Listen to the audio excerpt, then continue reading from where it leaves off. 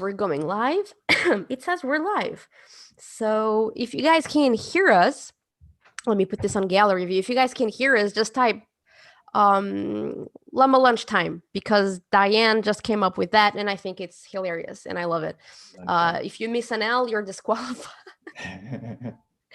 Hello everyone. Okay, this just confirmed that I am live. You are live. Everybody's live. Hi, Betsy. Thank you for confirming that you can hear us. So hello, everyone. Anya here from Etchr Lab. I'm with Brett Bean. Super excited to have you here. Before we start, if you guys can grab the link and share it with your friends on your social media channels so we can have more folks joining, because this is going to be a very special live session. And subscribe to our YouTube channel. Today we have Brett, and we will not have a live demo this Friday. We're taking a small break. The team needs rest. We will be back next Tuesday again with Julia, and that's going to be very fun. I'll be here again as well. And today, like, I'm very professional. I didn't open a couple of tabs because Brett and I were just chatting away. My bad. Yeah. You can blame me. Nah. Everyone watching here knows how I cannot shut up for 1 minute. So you're safe. Okay. We're ready to start. Brett, I think you have a couple of sketches to show us. And just a reminder, guys, if you have any questions, Brett will tell us what we're about to do in just a second. If you have any questions about the process or anything you want to ask Brett, just type the word question, all caps, in the chat, and then followed by your question so I can easily see it and grab it. If it's related to the process, I'll ask it as soon as possible. If it's cool, but it's not related to the process, I'll grab it and ask it at the end. So yeah, Brett, what do you have there? Well, we wanted to show some sketchbook stuff that that I usually mess with. So these are some of my sketchbooks. I grabbed 2 of them. One is more of like a day-to-day when we were allowed outside and observing life and everything. This is some of the stuff that I would look at people walking by and sort of course, this is what we're going to be doing today. I'm going to be doing some shape design stuff. But it's a lot of random stuff. I'll sit at a coffee shop and just when somebody catches my eye, then I'll draw them. And then I'll go back to like one of my other pages. So I go back and forth between working on some observations from life and then just straight up out of my head. Sometimes they kind of work, and you'll see that a lot of pages I just abandon. Because something in there is just not working out for me. But I have a lot of random stuff. Wait a minute, you are allowed to abandon sketches? Oh, I do that all the time. I abandon lots of things.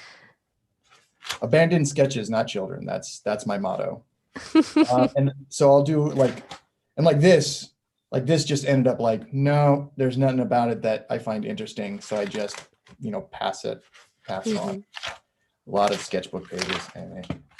So you'll see how random the sketchbook is. And like this is just, I just heard this woman talking, so I wrote down her entire rant.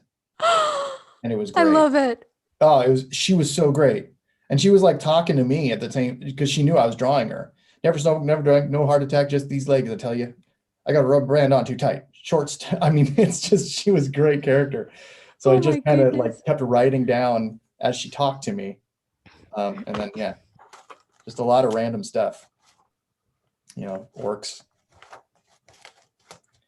ideas. Wow. So a lot of the sketchbook is really just coming up with ideas and then observing people, like really random stuff.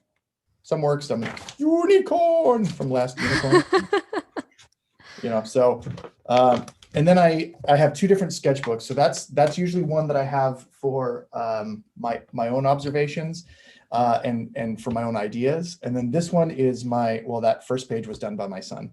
I never draw on the first page because no matter what, I'm always too nervous.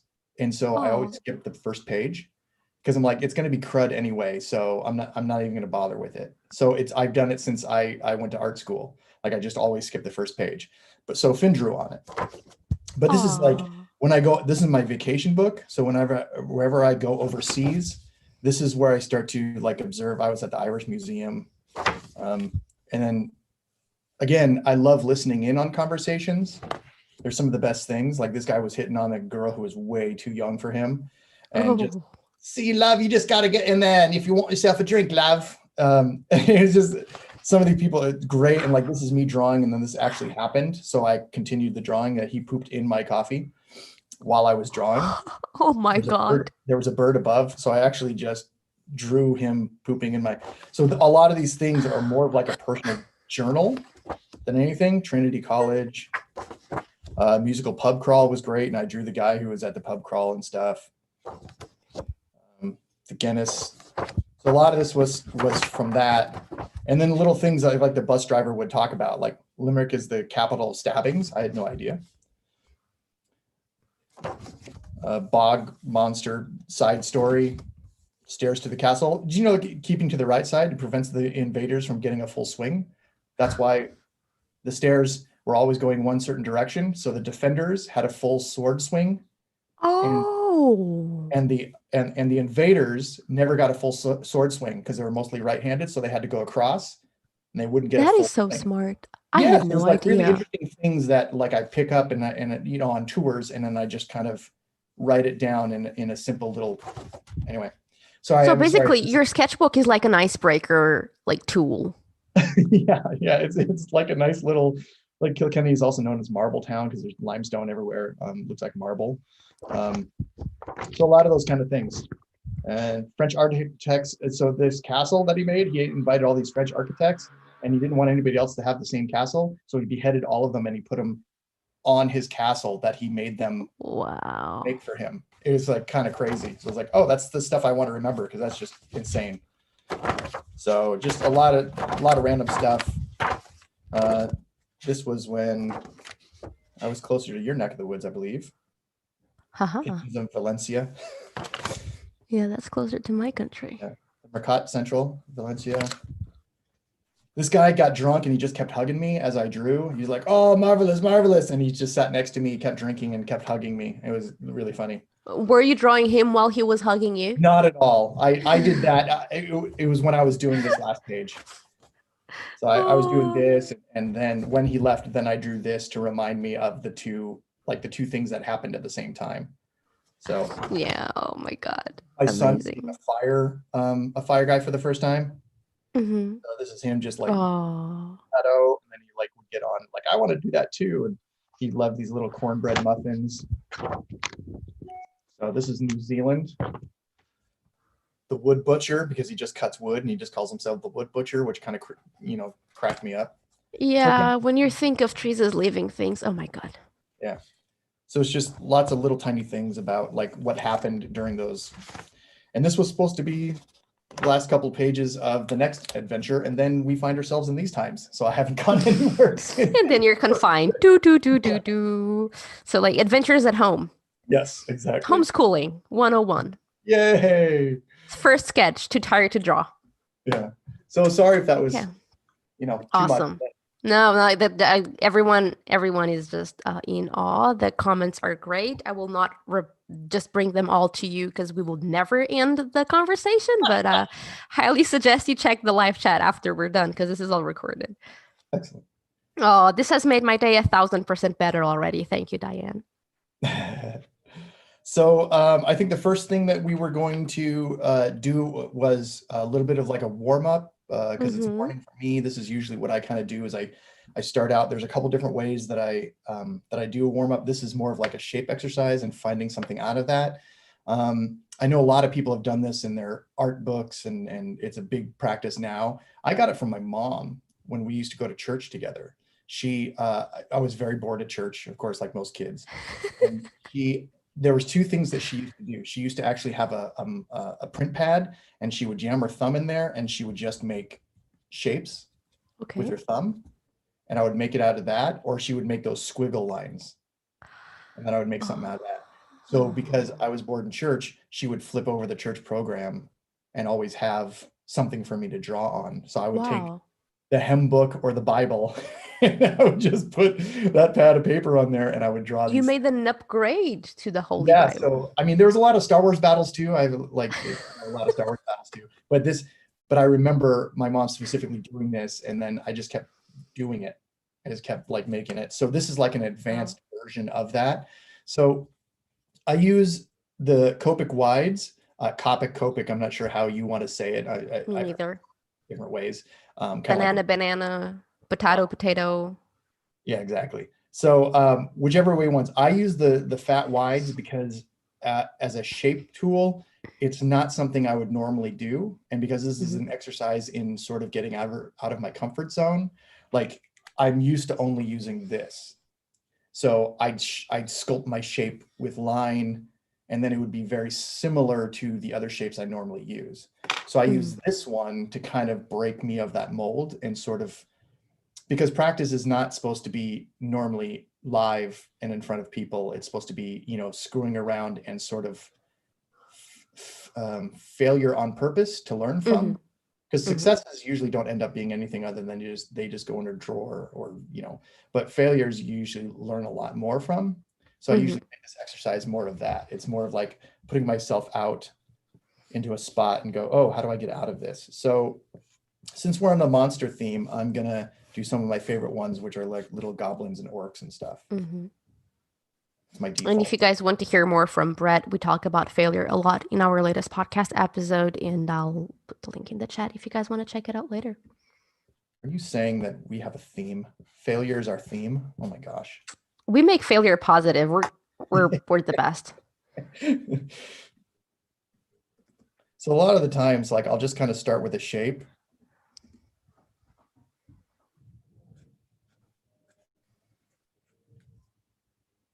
Mhm.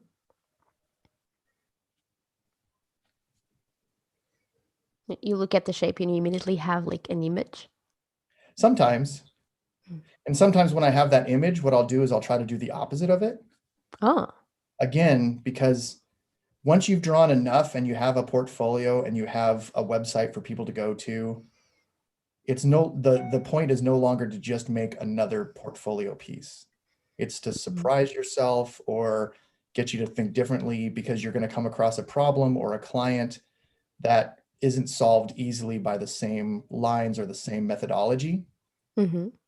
So I try to do this to throw myself out of that comfort zone. So it just means that you have more tools in the toolbox when it comes time to solve a problem. Because I think Okay.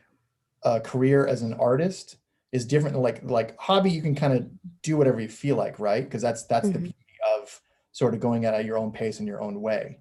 But professional wise, you need to have a lot of tools in your toolbox because you're a problem solver. You're not just making art hang on a wall. You're being part of something and you have to solve the problem. So I think of it much more about that. And so when you do these sort of exercises, that's what you're trying to train your brain for, is to be a problem solver, come up with new solutions, you know? So Wow. something just as simple as that and go, oh, okay, now let's do something opposite.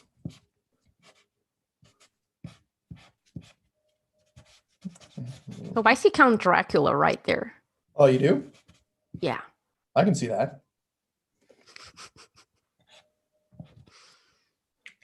Let's see if I can counterbalance your Dracula.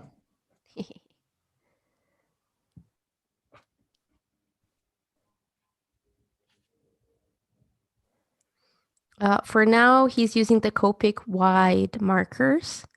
And I don't know what kind of paper you're using, if that's even relevant. So they don't make this in very many places anymore. I've been bummed out because I can't find enough of them, but it's Earthbound Recycled Sketchbook Cachet from Mm-hmm. Cachet. So when I usually do these exercises, I usually use a medium. So I like the brown because I think it also comes off on screen better, but a Mm-hmm. gray tone, anything that's sort of medium. Mm-hmm. I don't like doing a lot of these on white paper because you have to go from one extreme to the other. And this is a nice medium. So if you were to take a white pen, you can come in here and get highlights, and then you've got your dark with your ink pen. So there's a nice balance. When you have Yeah. it just white, you're kind of fighting that mid ground. You have to do Mm-hmm. extra work, if that makes sense. That does make a lot of sense. And the marker like you're using now, is that ours? Um, this is a Kuretake, but Okay. grab one of yours. Got these nice ones. nice pens. Get this nice setup here. I can tell which ones you've been using just from looking at the box.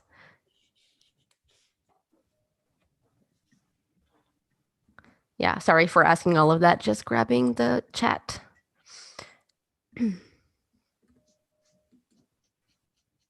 Oh, that's the blue one. Cool.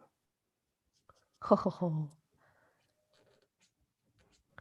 I think I want to give my kid, when he's older, the piece of paper with my thumbs on it and just make him draw. His dad wants to make him a software developer. I want to make him an artist. So we'll see.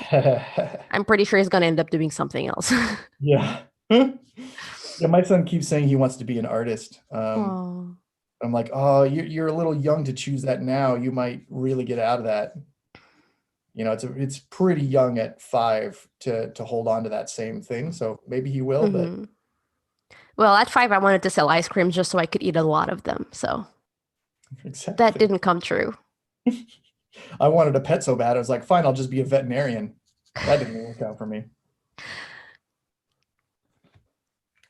But again, so a lot of these, and then, you know, you can even come in here and start to add, actually, yours, that's what I was going to do. To kind of mess around and start to add some texture or some different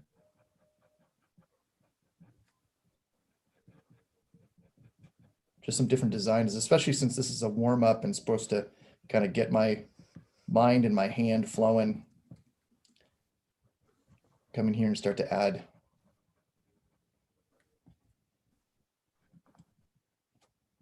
a bit of highlight and just a little bit more texture. You can always grab like a white, you know, and this is when that kind of starts to kind of go into that next phase. Mm-hmm. Do you usually go so detailed on these, or you just do super quick sketches to warm up? Usually quick sketches. Yeah, usually it's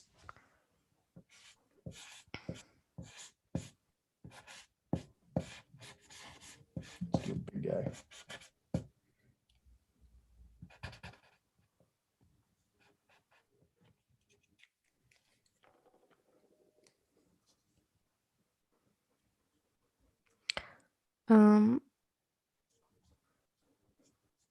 There's a couple of questions I think we kind of addressed. Danny, does Brett use the tonal paper because it gives him a mid-tone value? Yes, right? Yeah. And Diane is asking, I don't think I know what this word means. Again, English is not my first. Spludge?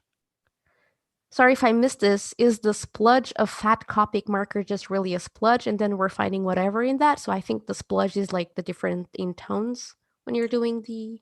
Yeah, so when you're doing them, like when you do these, and I think people can do them in watercolors, you know, I know you guys have, you know, watercolor sets and stuff, but I use these just, they're really quick and easy for me. But even like when you do kind of do a once over, you can kind of see how it starts to kind of create shapes. So if there's something that you're like, oh, I like that, where that's going, you can press down and actually get a bolder. So you can actually shape a lot of this just with, so if we were to do, like you can press in and all of a sudden you've got more of a range of tone just like that, right? So you have a lot more going on. You can even add to it. So there's nothing saying that you have to adhere to that straight up, you know, ink line as well. Like this has enough of information that you could go in with more subtle. See, I wish I had a lighter here. That's a lighter green. This one works. Yeah. So sorry, I have to fight my camera to get in here. Close. Come and watch this live demo where Brett Bean fights his camera for dominance of the drawing. Yeah, so yeah, now I get what you're saying. So we don't, if you're just doing this for a warm-up, I'd say just make random shapes. Don't worry too much about how, you know, deep and condensed the ink is, and just do some fun drawing, warm it up. Yeah, it's definitely just supposed to kind of break up the normal way that you approach designing or creating. And it's really just supposed to get you out of that comfort zone, like Mm-hmm. not so far away. But even as simple as that, where you're just like, oh, I'm going to find something in there. And it's really just about tuning your brain into just being creative for the sake of Mm-hmm. creativity, especially as a warm up. Once you start going, oh, I want it to look this way or feel this way or act this way, then you start to switch over to the other side of the brain, which is your problem solving. Mm-hmm. But at this stage, because there's no, other than like I decided to do like monstrous creatures because that's kind of what we're doing today. Mm-hmm. That's it. Like my idea of doing more humans would be different sort of big shapes and stuff like that. Or, Mm-hmm. oh, how do I get out of that problem when I have something like that? But say, okay, we're just going to do humans. And I go, oh, I made that shape. Okay, I gotta figure this out. Okay, well, this is going to be ear warmers instead. And there's going to be like a little hat. Boop. And if you have an idea or something like that, so it can be even as quick as this. Oh my God.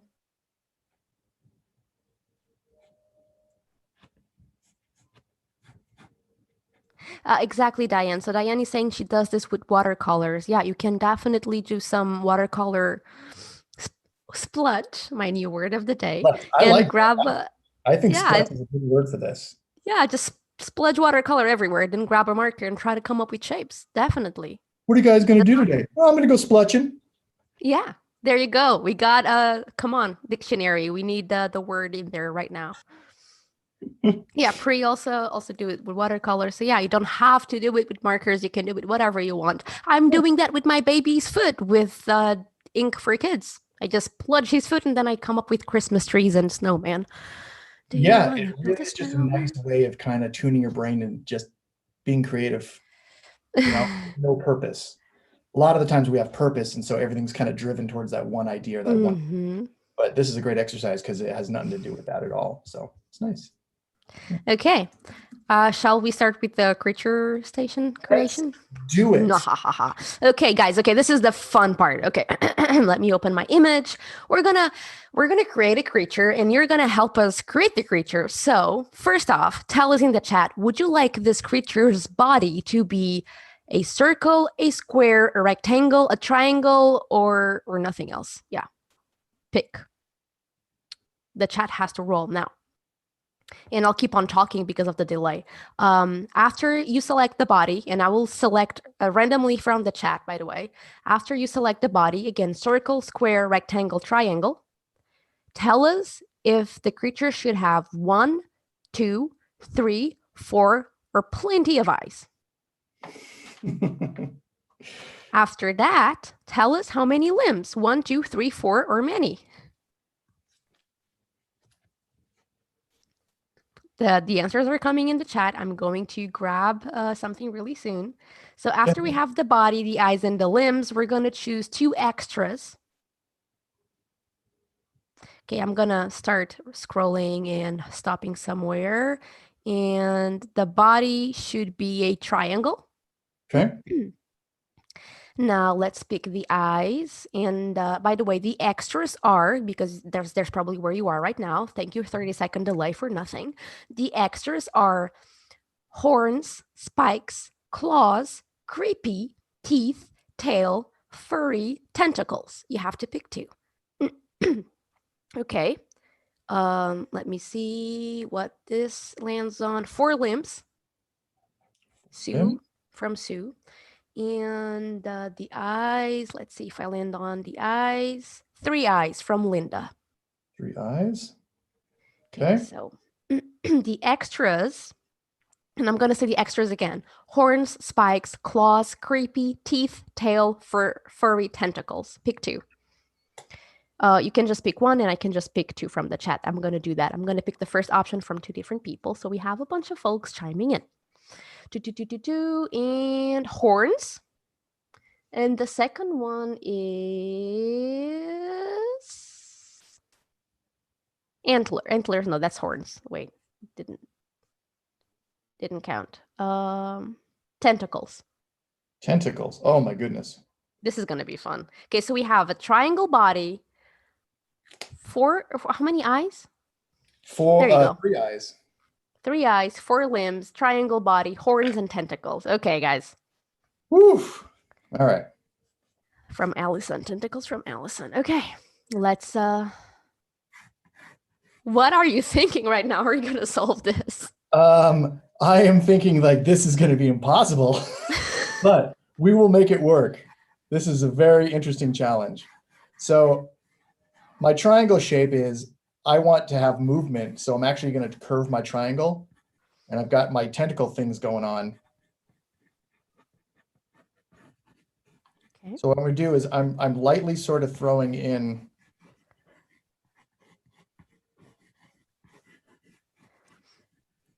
Oh, Brett, can I make a special request? Yeah, The what's your chat is very demanding today. They really want the piece to be furry. furry? Okay. Guys, you just got tentacles, horns, and furry. This is splurging. The brother word to splurge. Okay, sorry. Please continue, Brett. So what I'm trying to do is just start to place. So each thing is sort of like, again, it's problem solving. So as you place the things that are being requested, this is the same thing when I work for like Jim Henson's Creature Shop or whatever. They say like, oh, we need this, or this character needs to have this. What you're doing is you're taking those representations, those stereotypical representations of each things, like tentacles, like triangle, like fur, and you just start kind of placing in ways that you find appealing. Appeal is a very hard thing. It's not like it's this cut and dry, but appealing can also be negative or positive, right? Because they're appealing, evil characters too. So I think what it really is it's the connection between these eyes. I want to have on the cuter, nicer side. So even I put like a little tiny smile right there, right? Because you can be creepy too. I can put a smile and go, and then put a bunch of teeth. And all of a sudden it takes a completely different tone. Everything Yeah. else has stayed the same, right? But the difference between Mhm. those two smiles is a big key difference. So knowing what sort of shapes you think is going to elicit a certain reaction is what you're looking for. I kind of want a cute one, especially since we've got all those tentacles and crazy stuff going on. So I'm going to go with cute. A lot of times when people do this, for me at conventions and stuff, when they get a commission from me, that's usually their like extra, on my list. It's like, okay, what's one little extra that you want? And sometimes somebody will say like, oh, I want him to be in a top hat, or I want him to like be drinking, a margarita. But a lot of times is like, make it creepy. Okay. And that's when you start to kind of make those other decisions, and change the feeling of it. And again, so we've got the triangle, we've got the 3 eyes, we've got 4 limbs. So I'm going to sneak my fourth And by tentacle. the way, guys, I don't want to interrupt Brett, but please check out his mini workshop. It's on December 15th. If you want to learn how to do creatures from Brett, you have to come. It's only $5.50, and we will give you a $10 voucher to splurge on art supplies. So you should definitely check it out. It has limited seating, and it's cheap, and it's Christmas, and it's for Brett, guys. Come on. I know you're laughing. Pay up. I'm kidding. Continue. So I'm choosing, oh, somebody said antlers, right? Let's see if I can see Oh if I, my god, we have antler horns now? This is nuts. It's like Christmas spirit. Oh my god. so a lot of the things that I try to throw in is I'm trying to find these pleasing shapes. Again, this would be different if I were to try to make a creepier thing. I'd cut a lot of my angles, I'd have this kind of come down and then maybe even be gnarled, Mm-hmm. to have that sort of, so it's really just being in tune with that shape design Mm-hmm. language, and like how do you visually communicate that compared to like these nicer, happier shapes where I want to keep him, right? So I usually have an idea of what direction I want to go in, cute or, mean or, all that kind of stuff. And then each decision that I make is aimed at that goal. Here, I'm going to make this little tuft of hair. Oh my God. I don't know. She have like a big goofy smile? She have? Oh, it's a she? Aww. Kind of like the big goofy smile, huh? I feel like that space was too barren. But see, when I make that adjustment, then what I do is I try to say like, okay, what if I made those pupils smaller, sort of counterbalance that. Maybe that's a little nose now. So you're not only thinking about the overall shapes, you're also thinking about the dynamics between shapes within the big shape. Yes. Yeah. Got it. So then I always kind of come back and go, we got 4 limbs going on. I'm going to bring this one out a little bit more. Thank you, everyone who's grabbing the mini workshop, by the way. You're awesome. 3 eyes. We've got our antler horns.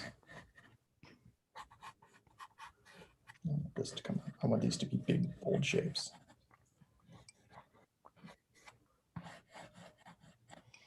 We've got the horns and the tentacles. Oh my goodness.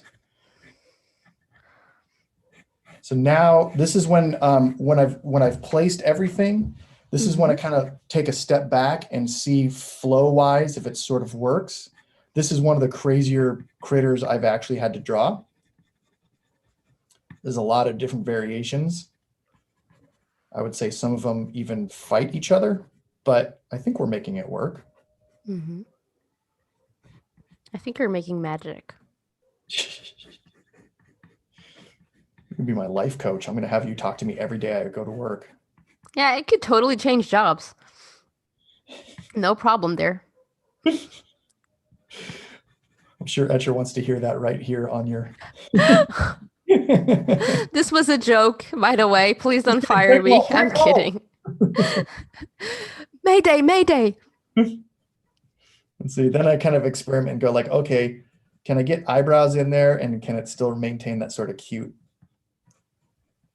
Can I sneak in some eyebrows? Oh yeah, I get it. Oh my goodness, this is so precious. And again, because this is kind of like for us, if this was for a client, you know, somebody who was getting commission, I usually kind of get a bead for them, like at a convention. I'll know a little bit more about them as we talk, and they'll be able to say like, oh, I like really cute things, or I like, you know, and so I can gear this towards their personality a little bit. Mm-hmm. Oh, that's okay. So whose personality are you grabbing now? This is more of just like, I don't know, probably a little bit of you and me, probably from an earlier conversation. Mm-hmm. There's just a hint of manicness as we raise children in a pandemic. I was just looking at it like there's a hint of insanity there. That's definitely me. He's cute, but there's a hint of crazy, which I think is just a healthy dose of raising children in general. So once I feel like I've kind of got... Oh, sorry, I have to interrupt you just to say what Amberly just said to you, Brett. She said, my 6-year-old son is now totally getting into comic books because of your amazing Zoo Patrol squad. I love your work. That makes me so happy. I thank you very much. I've been stuck in a bubble since my book came out. So I've had no interaction with anybody other than just making the books. I'm working on book 3 now. So it means a lot to me because I haven't been able to talk to any kids or anybody in that age range and say like, what do you think? So thank you. That's very kind. Yeah, it's been rough because the book premiered and then you're like, okay, get to work on the second one. Oh. You're like, okay, back to it. So for here, this is when I just start inking the guy. How do you know when you're ready to start inking? Well, I don't think you're ever really ready to start inking. You can always noodle something forever. I think as you work, you start to trust yourself that I don't solve every problem because I want it to feel a little bit spontaneous. Mm-hmm. So I know a lot of people will work out every single line so their ink is more of a perfect representation of the drawing. Mm-hmm. I work a lot looser, so I think my version of when something's ready to go to the next stage is probably a little bit looser than most people's Mm-hmm. because I want to make a lot of decisions as I go. Oh, okay. Yeah, I I appreciate artists that are very in tune with their line and everything looks perfect and articulate and immaculate. But Mm-hmm. for me, it's not the type of artwork I make, and it's not the stuff that I gravitate towards. So So make art that resonates with your heart. yeah. Again, more on this in our podcast interview at etcherlab.com/bean. What pen are you using? Kathy asks. So I'm switching off because sometimes the ink line was too thick on this one. This is a zebra pen. I've got a Kiritaki, and then I've got the Etchr the graphic pen I'm going to use for my small details. Mm-hmm. That's going to be like probably the 5 and the 1 when I get to that point. Mm-hmm. So, but I've used this Kiritaki for this type of pen for maybe 10 years now, and it doesn't really matter which brush pen works for you because it's going to be different for everybody, right? Mm-hmm. Everyone's going to have a different feel for each pen. Um, but this one has just, I started with this pen doing these, like the first convention where I made up the whole thing. And it's because I went to a sandwich shop, and the sandwich shop had like a big sign and it said, make your sandwich here, pick what topping you want, what type of sandwich you want. And I looked at it and I was like, that's funny because you could do this for basically any character design. And that's what kind of started me making that list of things to choose from, is from the sandwich shop. Mm-hmm. So when I come in to do this detail, what I'm doing is I'm trying to choose extra detail here, knowing that I'm going to leave all of this just blank for color. Okay. So I'm switching off between amounts of detail and then letting the eye rest and breathe.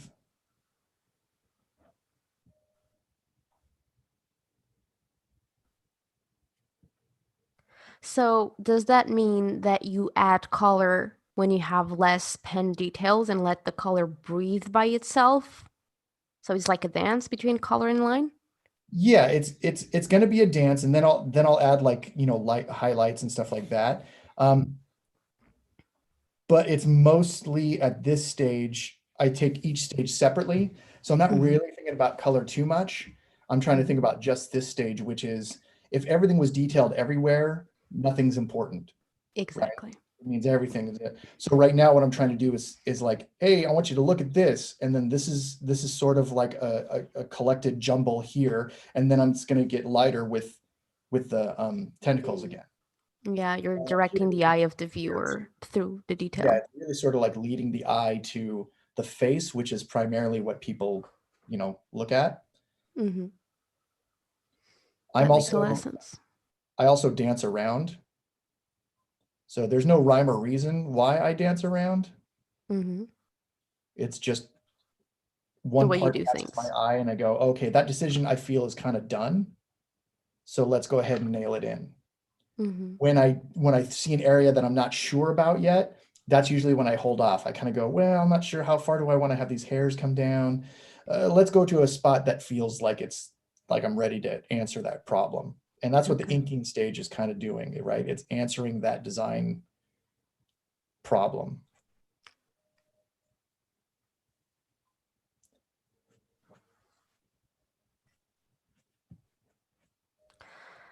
I see some questions about the materials in the chat. Sure, let's do it. No, I just want to share some thoughts. I don't think what matters the most is exactly what materials you're using as much as what you want to get out of it.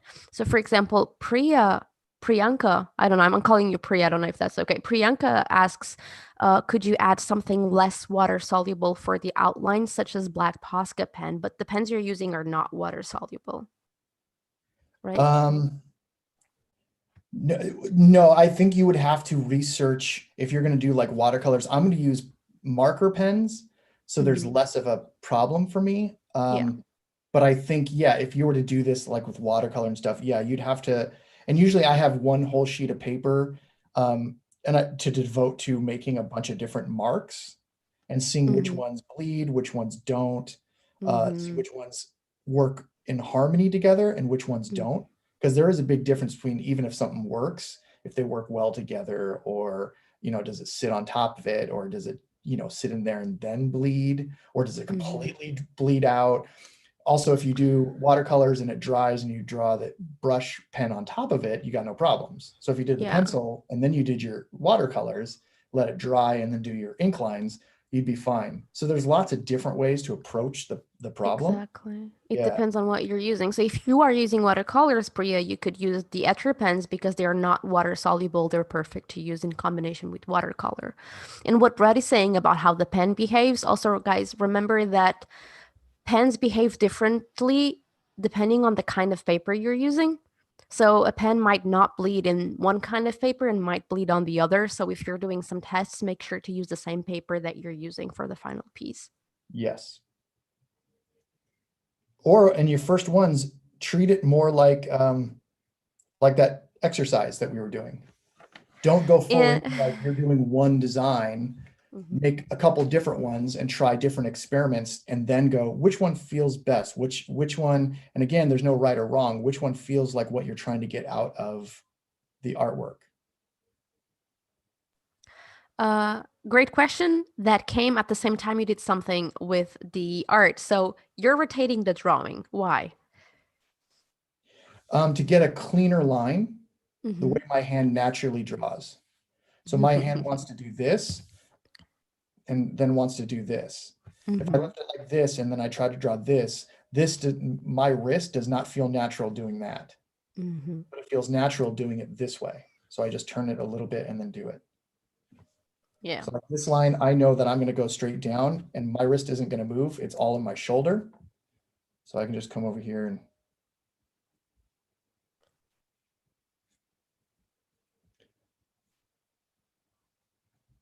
add some of those details again. So it's really just about your comfortability and your wrist. And I think a lot of people, once they draw enough, because a lot of people say like, oh, you need to draw, a million drawings and, all that kind of stuff. But they're Hmm. missing the idea behind it. What it is you're really becoming in tune with your hand-eye coordination, and you start to Hmm. know what works and what doesn't. Yeah, because if you're doing a bunch of drawings without thinking about what you're doing, it doesn't matter. It's like you're doing nothing. Yeah.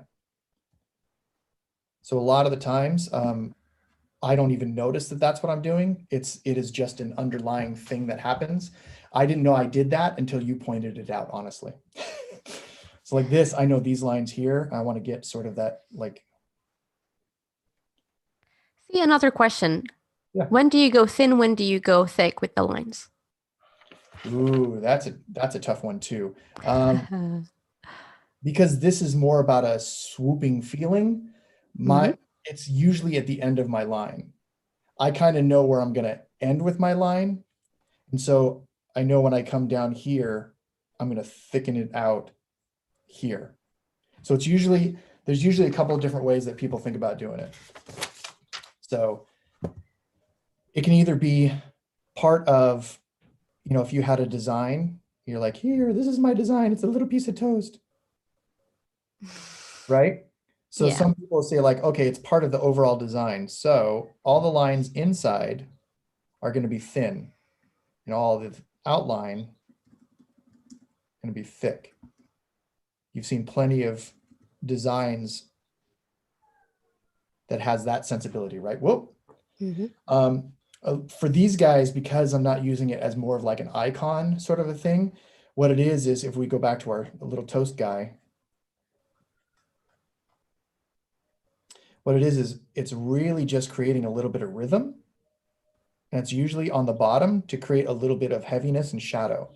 So you're sort of Hmm. faking just like that. Now it has a little bit more dimension, even though all I did was thicken up some of the lines.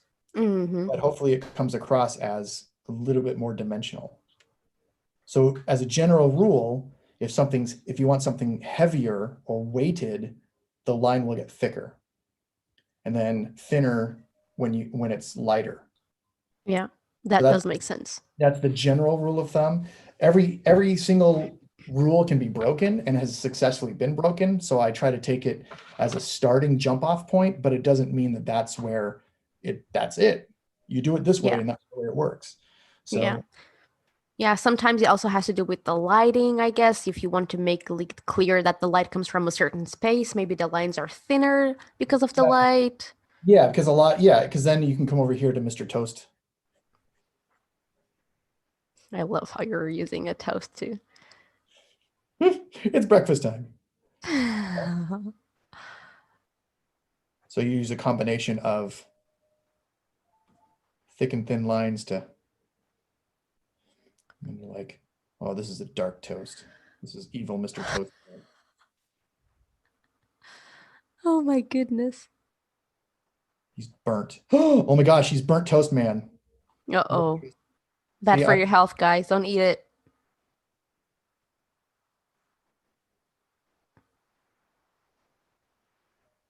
right? This So is even something like, I'm struggling with, yeah.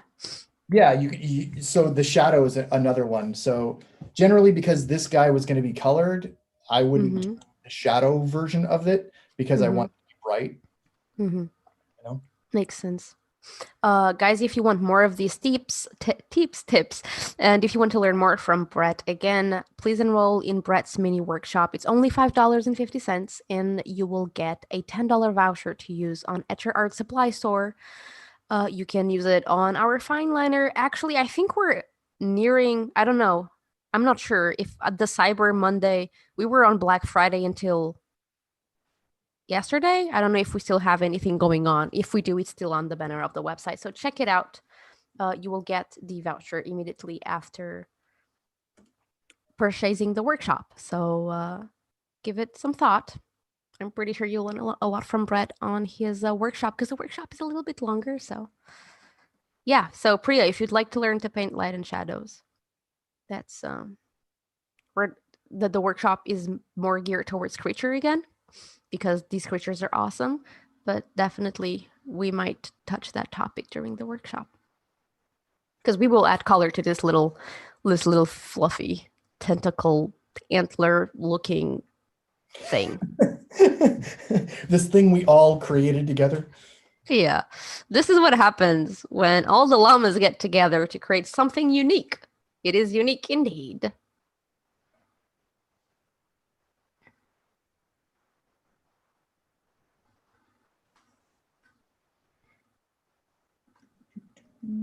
By the way, if you guys enroll in the mini workshop, you will be immediately invited to our exclusive Facebook group. And Danny in the chat is saying that we should have a virtual happy hour each week for Etchr. And I'm actually trying to sell that idea to the Etchr guys.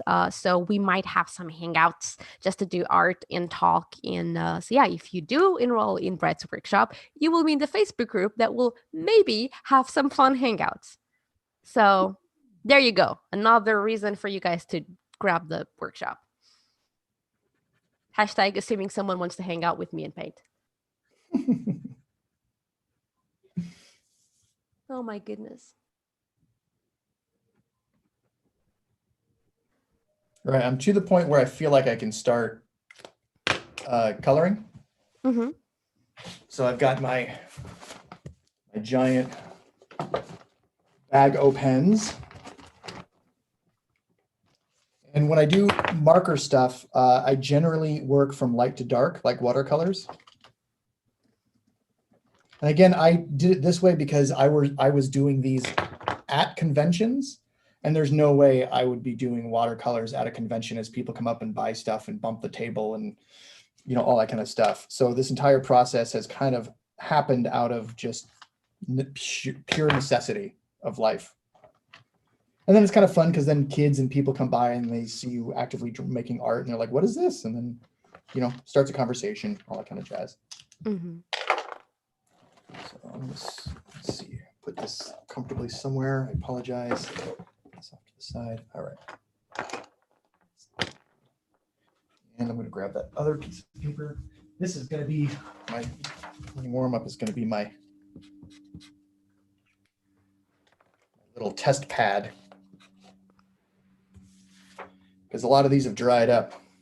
The curse of the artist with pens. Curse of the artist. Hashtag spludge. Spludge. It's a spludge move. Spludge move.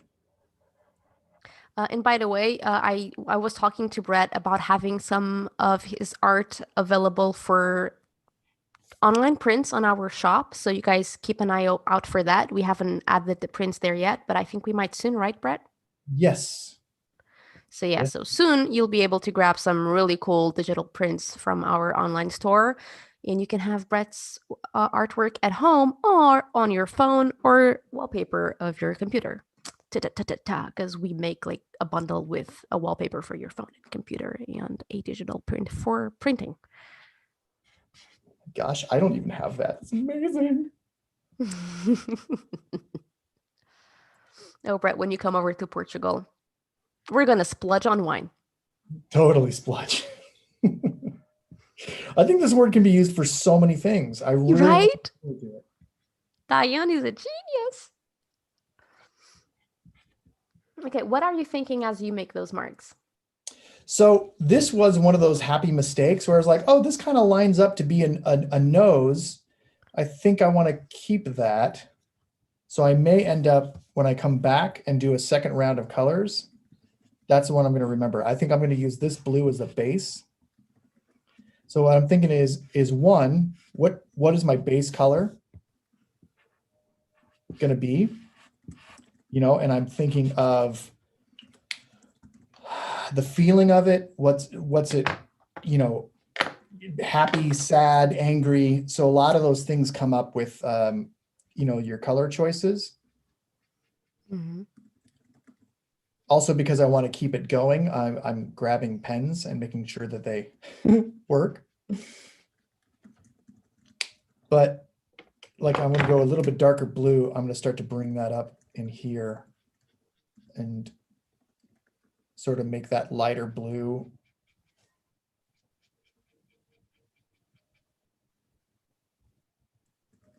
Different forms. So really when I'm thinking about color is I'm really thinking about the reaction to the color in myself and what I think other people are going to feel. Because this is a monster, it's not real life. It's not like I have to adhere to reality in any way. But our feelings are reality. So I have to be in tune with, you know, what I want my audience to feel. I'll do this. I'm going to bring this down here a little bit. How do you solve the issue between what you want your audience to feel versus what you are feeling while you're creating the piece? I am under the belief that once it's out of my hands and in the world, there's nothing I can do or say about it at all. Once it's there, once you see it, or once it's drawn, mm-hmm. I've got nothing to do with it anymore. So hopefully if I've done my job well enough, that you'll at least get close to the feeling I originally intended. But I've done as much as I can. So I sort of not divorce myself from it, but understand that it's just something else now. Mm. So there's no, you know, and a lot of the times when I work, you know, for TV shows or movies or stuff like that, it's the same thing, right? What you're really trying to do is gauge what the art director wants, what they think words mean, and has nothing to do with what I think words mean. Mm-hmm.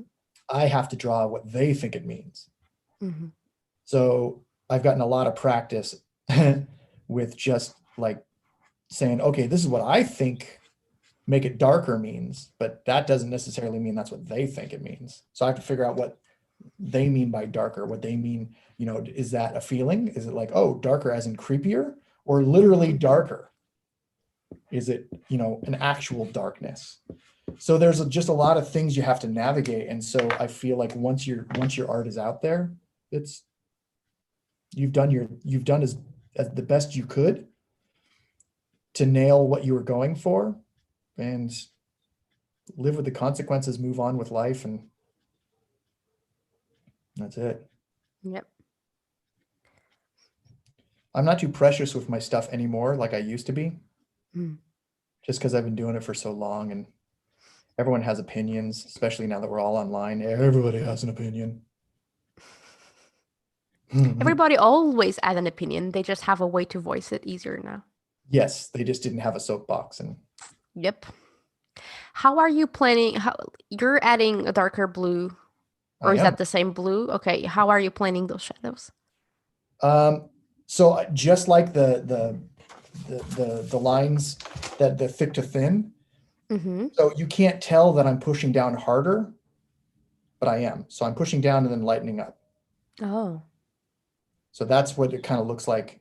And then, so you can see that it goes from a darker to a lighter. Mm-hmm. Smooth. Yeah. But you can't tell that I'm pressing and pulling up, but that's all it is.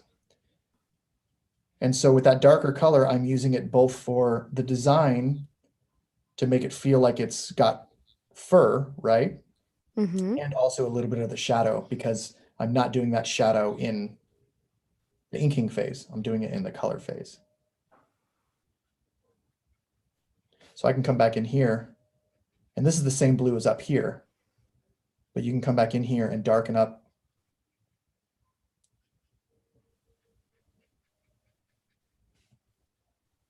Make little Wow. patterns, Wow. you know? Mm-hmm. So a lot of that is just that little nose. Make my happy little nose. Oh What my kind of eyes God.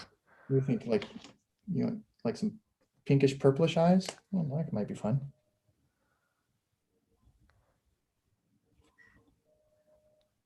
There's the hint of insanity we were talking about. There it is. There's a little happy insanity. Sometimes when you have too many pens, you have too many options, it gets a little overwhelming. I might I be know. a Which is why I love your creature station, because you give people a choice, yet it's not too much and it's not too many. So you can, even though it's a lot, because you have like 4 or 5 things to have in mind while you're creating the creature, it's right. only 4 or 5 things. It's not a Mhm. whole paragraph about how you want a creature to look like. Right.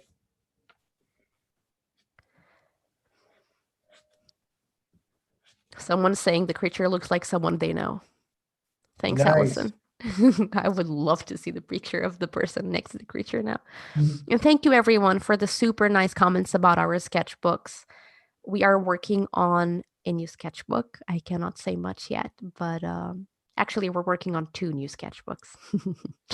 And I think you're going to like it, the sketchbooks, because they're looking really good. Let me grab a link for you and put it on the chat. And also, since I'm talking and interrupting Brett like the pro I am, I just want to remind you, if you're new here, if you haven't yet, please consider enrolling in Brett's mini workshop. It's on December 15th, if I'm not mistaken, same time. And 9 a.m. LA time, 5 p.m. UK. It's only $5.50. And the minute you enroll, you will get a $10 voucher to spend on our art supply store. So have a look.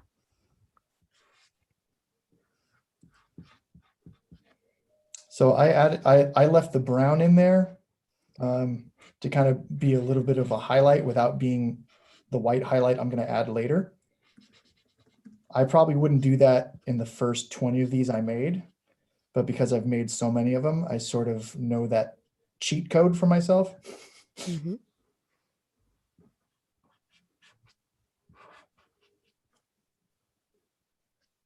And again, it's supposed to be spontaneous. I want it to feel a little bit livelier, so I don't draw any of that stuff in. And I literally just made that decision on the go.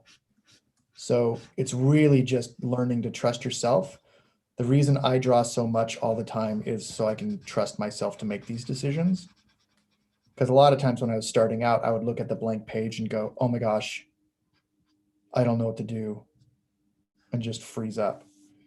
And now I don't freeze up so much. I kind of just go with it and go, oh, it'll work out in the end, or it won't. And then I'll just move on with my life, because if the worst case scenario was a bad piece of art, it's not that bad. Yeah. That's a friend sometime once I had a friend who once told me that when I was stressing over I don't even remember what, so that's how important it was. He told Yeah. me like, "Come on, what's the worst thing it could happen?" Literally the worst thing. And when I had to give it some thought, I realized the worst thing was not really that scary. Yeah. So yeah, that's been helping me a lot since then. So I'm using a darker, I'm using a Tuscan red now. And what I'm Mhm. going to do is I'm just going to add a little bit of detail. So not all of this stuff is just kind of one color and boring. So I'm using it as both a darkener and then also as detail. And I'm going to put the detail where the shadow would normally be.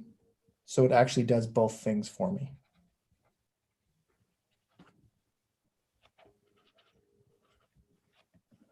I'm nowhere near the talent that Topi was, but I feel like a lot of his detail lines were done in that way, in that style, Mhm.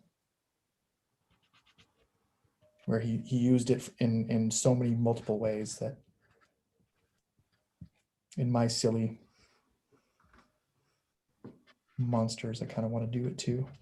And then it just breaks up the monotony of that big line, right? Of that big shape. If you can start to kind of pull some of that stuff out. Like even here, I'll probably add a little bit of shadow. And again, I'm pushing hard and then going really light. So it's just, Mm. and it's very hard to show that on video. And even, when I'd see other artists do it, it's so subtle of a movement, you don't really see that's what it is. But that's it. And here I want that darkness here. So I'm actually just gonna, these antlers are huge. I wish I had a plushie that looked like that. Well, come on, Etchr, let's go. Esther, making plushies since 2021. Hashtag thanks COVID. We all need some huggable things. I think that should be the brand name too. Oh my Huggable god. thing.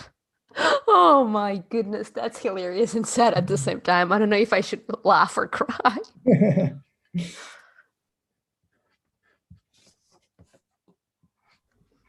Oh, great tips from the chat for the first page of the sketchbook, using it to write the goals.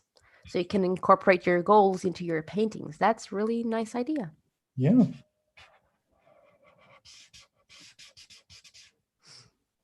But a lot of this stuff that I do is just really based off of just finding a creative space in your own mind to play in. That's kind of the bread and butter of a lot of this design work, is not adhering to any certain rules. It's just what works for what you're trying to get across, which is a different problem to solve than, drawing a landscape or drawing a specific person. But I really enjoy it because it's just so freeing to me. It's such the Mm-hmm. opposite of what I usually have to do. Like even here, it's like I'm going back to my original blue, and what I'm going to do is I'm just going to push in a little bit harder and create a little bit of shadow. So I start to get a little bit more dimensionality.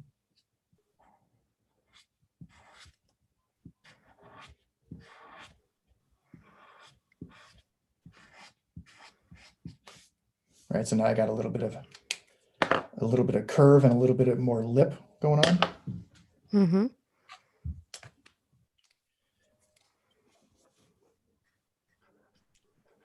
Sorry if I'm boring everybody. No, no, no. I'm having the time of my life. I'm just watching the chat intently and just making sure that I'm not forgetting any links. And that's why I'm quiet. I cannot go quiet for 1 minute. There you go. Everyone says I talk too much, and then this happens. Well, But I'm really go it's ahead. the sign of the artist is like when people are watching you, which is the opposite of how you normally work in your Yeah. everyday life, you just hope not to bore people the way that you think that you're always drawing, because I do it my way every day of my life, so it seems not exciting to me. Oh, So yeah, but trust me, the not chat just boring. reacted to our comments. So this is awesome. I'm learning tons, says Chris. Excellent. Thank you. Oh, Priya, please share if you guys are painting alongside us, and I hope you are. If you can, if you cannot, you can do it later, and you can do it in the mini workshop, whose link I will drop in the chat in just a second. Please, please, please share your creations with us if you're comfortable. Put them on your social media channels. Tag us at Etchr, Yeah, tag I want Brett to see. Bean. Yeah, tag Brett, tag me, tag Etchr, and use the hashtag Etchr Mini Workshop, because if you use that hashtag while doing stuff during the live demo and during the workshops, you will be in the run for a $50 art voucher giveaway that we do every month. So just winning, and we would love to see your art. Also, just sharing posts of yourself attending the live demo also counts. The whole goal is to help us share the word that these live demos exist. And if you guys enjoy them so much as you seem to enjoy them, because the chat is beautiful today, and thank you so much for your kindness. You guys are amazing. Please, please, please help us share the word and bring this to more people. And I'll be leaving the link to Brett's mini workshop again, December 15th, 9 a.m. LA time on the chat. Bada boom, bada bing, bada boosh. $5.50, very cheap. And you can grab it for someone else if you guys want to give someone a very Christmassy present. See, good idea. And you get a $10 voucher to spend in our art supply store. Please continue, Brett. See, I can So talk. now I'm using a white pastel because it sits right on top, and I'm just sort of bringing back some of those highlights. Mm-hmm. Making them a little bit stronger. I'm also only using them sparingly to where I want you to generally look. I want you to notice everything, but I want you to zero in on this cute little face that we're making, hopefully, which is a cute little face. Again, I think it's cute, but tomato, tomato. And I learned that in art school when some people said they couldn't stand certain TV shows because the art was ugly. I'm like, yeah, but it made more money than we'll ever see in our entire life. So art is so subjective. It's not, what we do is not, well, it's definitely not rocket science or brain surgery, but it's not like 1 + 1 = 2. It's, hand grenade and apples equal ketchup. And you're like, what? But that's how random art really is. There's no right or wrong. It's just, did you get the point across that you're trying to do? Did you learn something? Did you make somebody smile? Whatever it is, if my idea is to make people smile and go, oh, that's a cute little guy, then that was the success of it, right? You can only ask for so much out of each piece of artwork. So you really have to assess what the important part is for the artwork that you're doing. Or is it just to de-stress? Is it you had a bad day and you just want to sit there and watercolor for the sake of watercoloring? It doesn't have to be this big deal, but knowing that that's what your goal is, it makes it a little bit easier to relax and give yourself that moment. Wow. Thank you, Brett.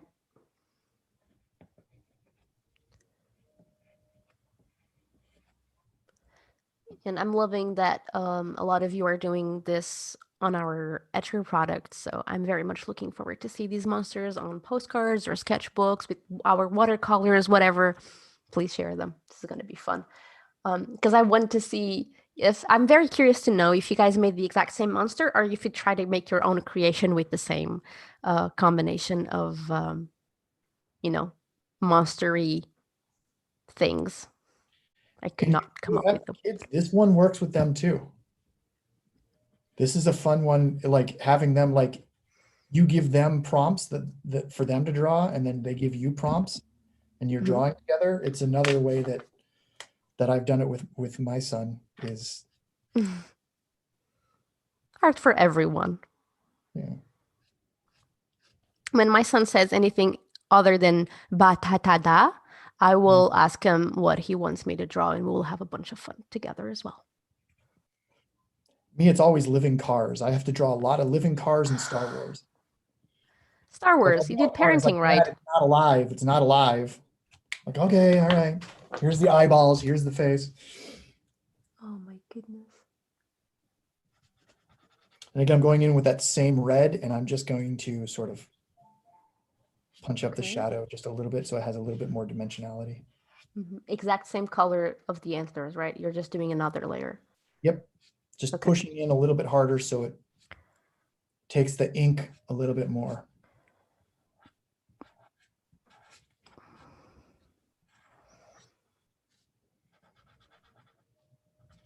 Maybe add a little bit of detail since we had it down there. Maybe break up that. And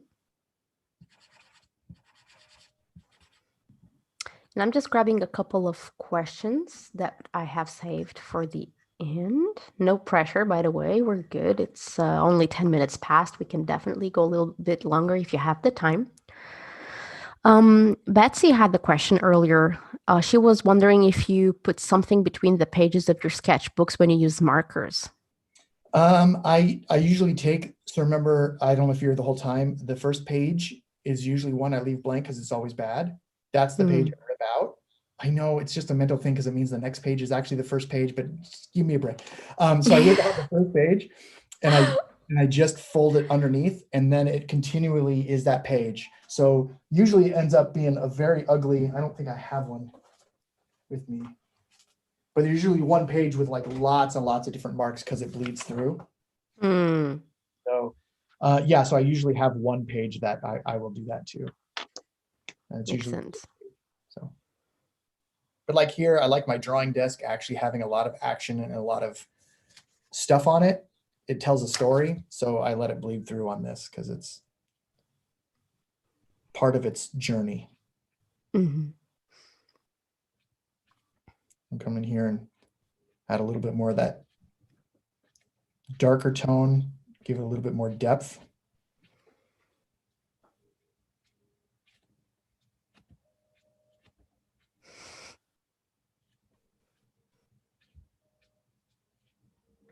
And then I'm lightening the touch as I get up higher. You just can't see that, but that is what I'm actively trying to do to make lighter touches. How on earth would you show how hard you're going with the touch of the pen on paper? Unless you have some kind of software connected to the page that shows the pressure point. Oh, gosh. Come on, Etchr, get on it. Hey, we make magic, but based off science. We have one of the best sketchbooks out there.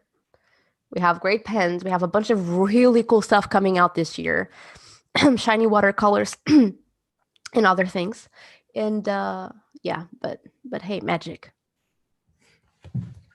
Yeah, so I feel we kind of started to nail the overall guy. So I feel like we can start doing questions. Yeah, okay. I have a couple of more questions. If you, looking at you, wondering if you should type questions on the chat, type it. The worst thing that can happen is I can't ask all questions. So if you have any question for Brett, take advantage of the moment. If you can't do it now, then you have to come to the mini workshop so you can get more time with Brett. But for now, I'm grabbing the questions. This is more questions about how your brain works outside of work. So Nicole is asking if you see blobs and shapes in your everyday life. Yeah, you know, it's not. I'm sorry. Wait, sorry. I asked the question wrong. When you see blobs and shapes in your everyday life, if you see characters. Sorry. Oh, okay. Well, both. I mean, I do you see things as you walk by? Are you insane? Definitely. I think having a good observational eye is key. So a lot of times that the more time you spend on your phone, the less you spend observing the world. So I usually tell people that at one point in your creative endeavors, you have to choose to either be part of the creative field or the consumer field. And I think the creative field means you're not consuming. If you're consuming, you're just taking in content from other people, right? But a creative is you're observing the world, you're observing things in a different light, right? Even if you're watching a show, you can do it from consuming standpoint, like, oh my gosh, I got to see it how it ends. Or on the creative side, you're analyzing camera angles or certain characters or why they work, why they don't. So I think when you tune your brain into that creative side, a lot of shapes, I definitely turn people into it. Yeah, a lot of my sketchbooks, but I wait for the right person. I don't just go, okay, I'm going to do this now, and I just find somebody. I usually will draw something that I like to draw, and then when somebody walks by in a coffee shop, when we all went to coffee shops, then I'd go like, oh, I really like their blouse. I really like that guy's hair. Like there was a guy who came in and he had these awesome dreadlocks, huge long dreadlocks, and he jammed them up into this giant hat. And he came in every day to the coffee shop, and I drew him in my sketchbook like once a month because I saw him every Wow. day. I was going to draw him every day, but he was so awesome every time. He had a new cool jacket on. He made it work. And so you start to kind of pick out those shapes and make characters. Now, because I never was going to get paid to draw him, I didn't care about drawing him. I wanted to draw the idea of him. Okay. That's different.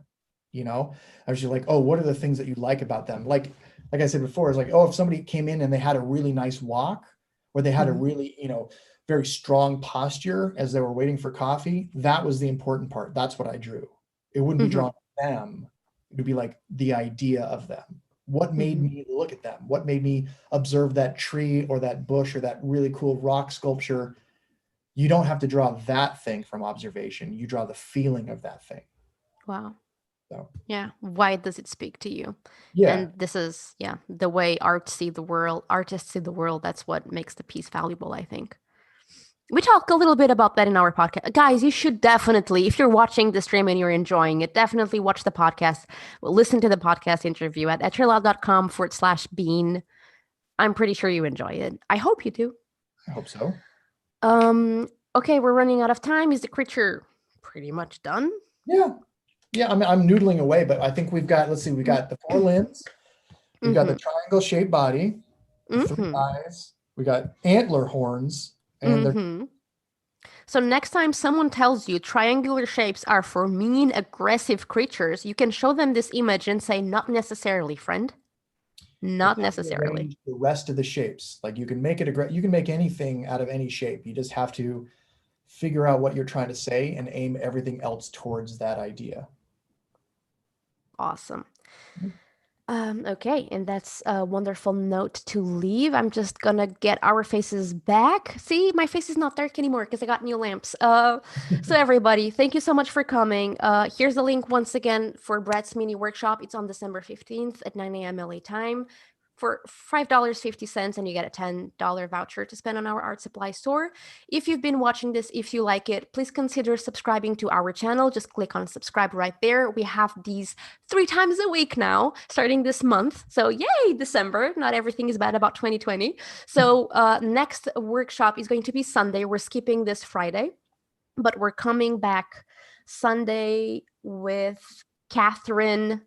Oh my God, this is going to be fun. Catherine Gresikir. I'm sorry if I'm butchering your name, but we're doing flowers with watercolor. So if you like florals, if you like colorful flowers and you want to make them quickly, you can. You just come to the live demo this Sunday and Catherine will show you how. It will not be with me, but with my colleague, Nuelia. She's new at the live demo. If you've done a mini workshop, you've probably seen her, but it's her first live demo. So please come and support her. I will be here in the shadows. So you will not hear me or see my face unless I don't know, but I will just be there in case she needs any help. But I'm sure she won't. She's amazing. And one last thing before we sign off, we have a very quick feedback survey. And if you can spare us 1-2 minutes of your time, no longer than that. It's like 3 questions, guys. It's from 1 to 5 and then a comment at the end. It's very quick. We would love to know what you thought about this live demo. If you have any suggestions for us, we're all ears. We want to keep on improving this so it's a better and better experience for everybody. So that's it. Thank you again so much. This is all recorded. No one asked. I think you guys are starting to remember everything, or we don't have a bunch of new faces so everyone knows. But if you're new, welcome. This is all recorded. You can watch this later. And one last time, please join Brett for his workshop and win a voucher for art supply stuff. Okay. Anything you'd like to add before we wrap up, Ren? No, pleasure as always. I love working with you. And thanks everyone for your suggestions. That we made a creature that didn't exist before this hour was up with your help. So you made this possible. It's alive and bleeding. It's beautiful and insane. Share your creations with us. Hashtag Etchr Mini Workshop. Tag Brett, tag Etchr, tag me, and Marcus. Please, I want to see it. And if you can, do another version, but your own version, not a copy of what we just did. We would love to see that. So yeah, again, I'll see you Sunday, and I will personally be back next Tuesday. So see you then. Bye bye.